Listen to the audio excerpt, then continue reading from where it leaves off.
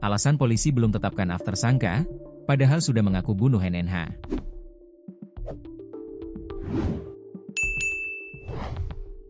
Terungkap alasan sebenarnya polisi belum menetapkan tersangka terhadap Af, atas kasus penemuan jasad bocah perempuan inisial NNH, 4. Pria berinisial Af itu tiba-tiba mendatangi Polsek Mowila pada Sabtu, 13 September 2025, siang dan mengaku sebagai pelaku pembunuhan NNH.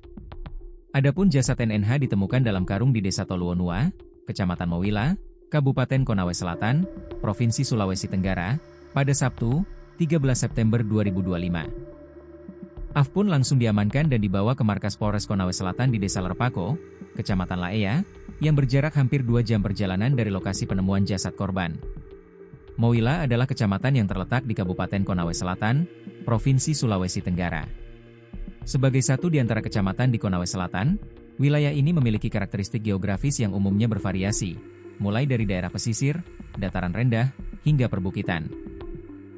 Mata pencarian utama penduduk di Mowila kemungkinan besar terkait dengan sektor pertanian, perkebunan, atau perikanan, mengingat potensi sumber daya alam di Sulawesi Tenggara.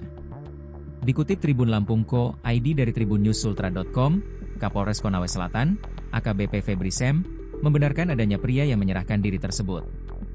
Namun, ia menegaskan pengakuan Af belum bisa langsung dijadikan kepastian hukum.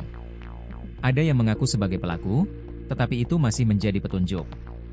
Kami masih mendalami dan menginterogasi dulu, jelas Febri.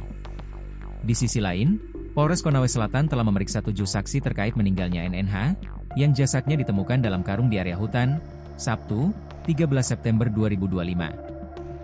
AKBP Febri Sem mengatakan, pemeriksaan saksi dilakukan untuk memperkuat data dan bukti yang sedang dikumpulkan penyidik.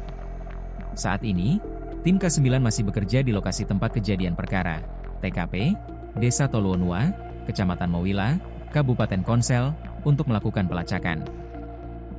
Meski ada keterangan warga yang mengaku sebagai pelaku, polisi tetap berhati-hati dan mengutamakan bukti otentik sebelum mengambil kesimpulan. Sementara itu, jasad korban masih menunggu hasil otopsi di Rumah Sakit atau RS Bayangkara Kendari.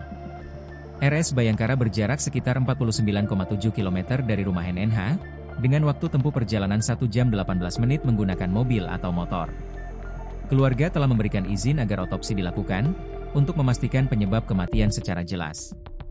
Kita berharap hasil otopsi bisa segera keluar sehingga penyidikan lebih cepat, kata AKBP Febri Sem saat ditemui di RS Bayangkara.